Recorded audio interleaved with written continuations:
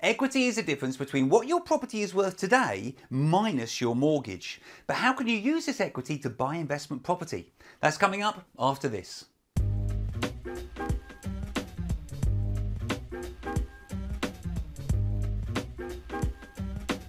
Hi, my name is Tony Law from Your First Four Houses, and my channel is all about helping you achieve financial freedom through property. If this is your first time here, be sure to subscribe to the channel and hit the bell notification icon so that you don't miss out on any of the free content that I share each week. Before we get into this, I just have to say I am not FCA approved, and so before you take any action on any of the content that I'm about to share with you here, it's essential you seek the advice from 3 different people.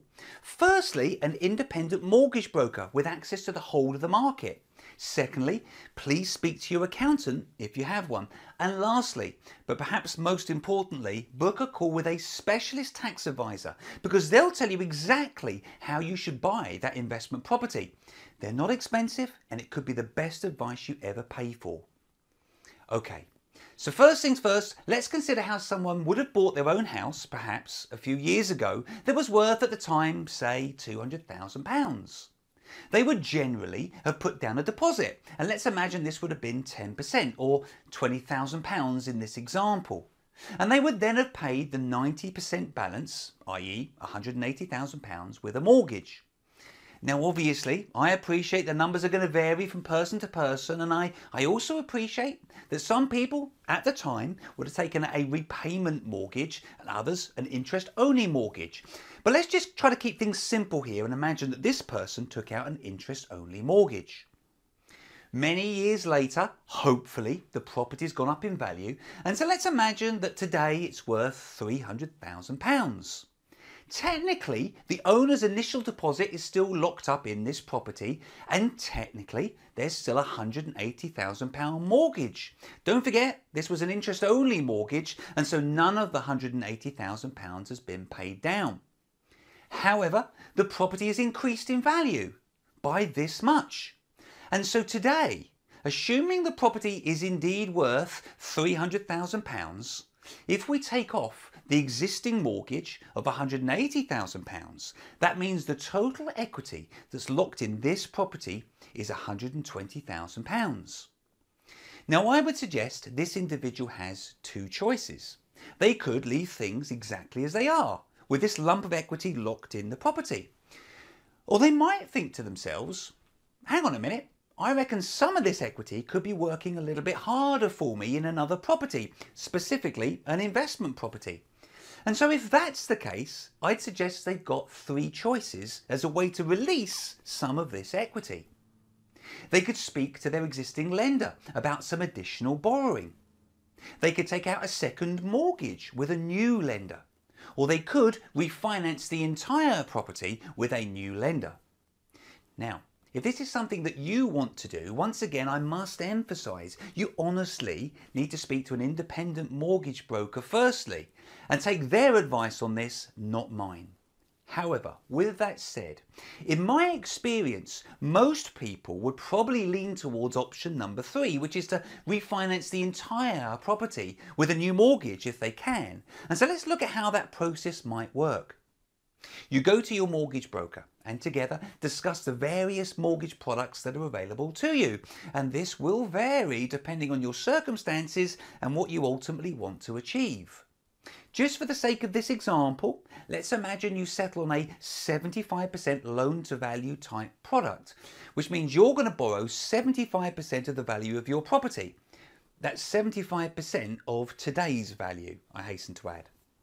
Your mortgage broker would then pre-approve you with the lender that you're going to use, which means, assuming everything's okay with the property, you shouldn't have a problem getting the mortgage, although you can never be 100% sure about that. You'll then need to get a formal valuation done on the property, and your broker can organise all of this for you. Just be aware there is a fee for this, and it's a non-refundable fee.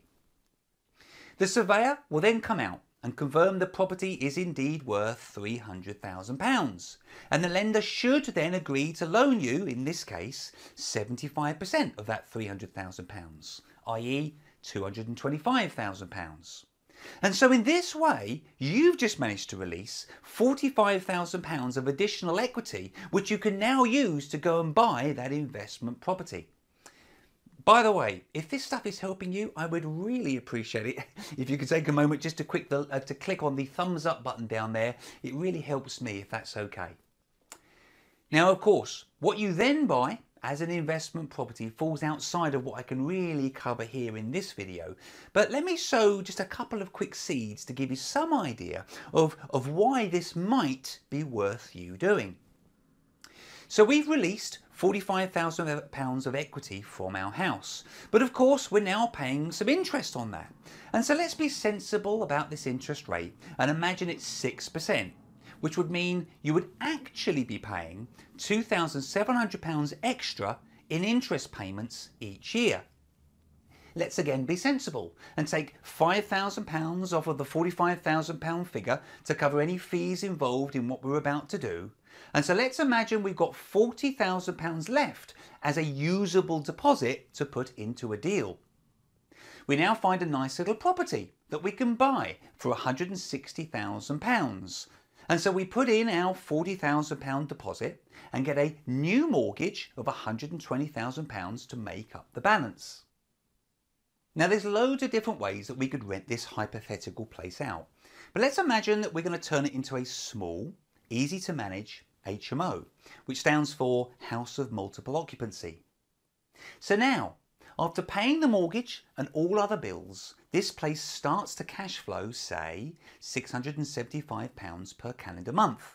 Don't forget that's £675 going into your account each month after you've paid the mortgage and all the associated bills. If we multiply this figure by 12, we get the annual cash flow of £8,100. Or to put it another way, that's 3 times what it's actually costing you in interest payments each year for the additional £45,000 you borrowed out of your own home.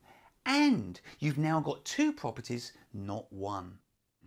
Now admittedly, what I've just shared here is an idealised example of a very straightforward purchase.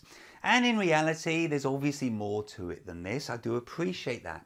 And so to help you, I've actually put together a free 50-point checklist that guides you through every step that you need to take when buying that first investment property. You just run down the checklist, ticking off the boxes as you go to make sure that you don't miss out on anything really, really important. Just click on the link at the end and you can download that for free with my compliments. I would love to hear your thoughts on this strategy, if this is something that you're thinking about doing yourself. And if you've got any questions, just feel free to drop them into the comments section below and I'll be sure to reply to them. Also, be sure to subscribe by clicking here so you don't miss out on any of the free content that I share each week. And don't forget to grab that 50-point checklist because you're going to find it really helpful when buying that first or indeed next investment property. My name's Tony Law from Your First 4 Houses and I look forward to seeing you in the next video. Thank you.